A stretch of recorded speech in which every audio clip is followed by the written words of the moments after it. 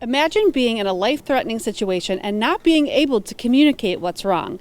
Now, first responders across St. Clair County and soon Sanilac County will have a new tool to help. A lot of people, even whether you're on the spectrum or, whether you have any type of cognitive inability, whether it's autism or anxiety, depression, trauma, all kinds of things that our community may experience can be very difficult for people to communicate. And therapies and a lot of speech therapies, they use what is called the PEC system. And so that is just pictures for the individual to be able to tell a story with those pictures without always having to use their words. So in the box, there is front and back an emergency card. One side is mostly like I'm hurt, and it can tell an emergency response person that they are hurt, where they're hurt, how it happened, what happened in the emergency, or if they're a victim of a crime, it can also help the emergency responder be able to find out what occurred during the said crime. And I should also add that it is bilingual. The fidget items just help a person, give them a different focus, so that the outside stimulations of the world and around their environment are not so overwhelming for them. It gives them a focus to kind of put that energy someplace else. The sunglasses, some people who are on the spectrum have a hard time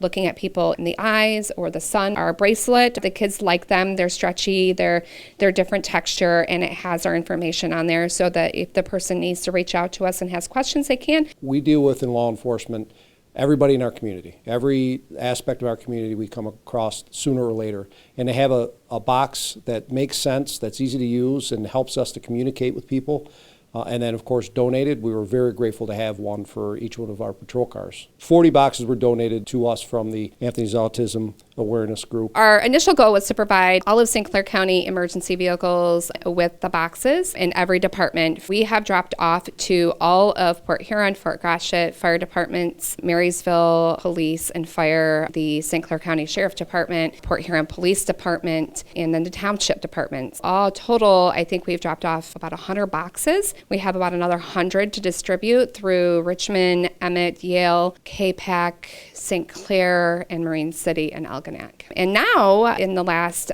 few days, we've had Sanilac County reach out to us, which is super exciting. They were very excited to hear what we're doing and excited to see the boxes. And in fact, it was one of the local fire departments that was bragging about, what we're doing, and took it home and talked to his wife, and his wife contacted us. And so now we'll be helping Sanilac County with 83 boxes for them to distribute throughout their county. Creating these boxes, of course, takes time and money, but if you're willing to volunteer or make a donation, contact Anthony's Autism Awareness on Facebook.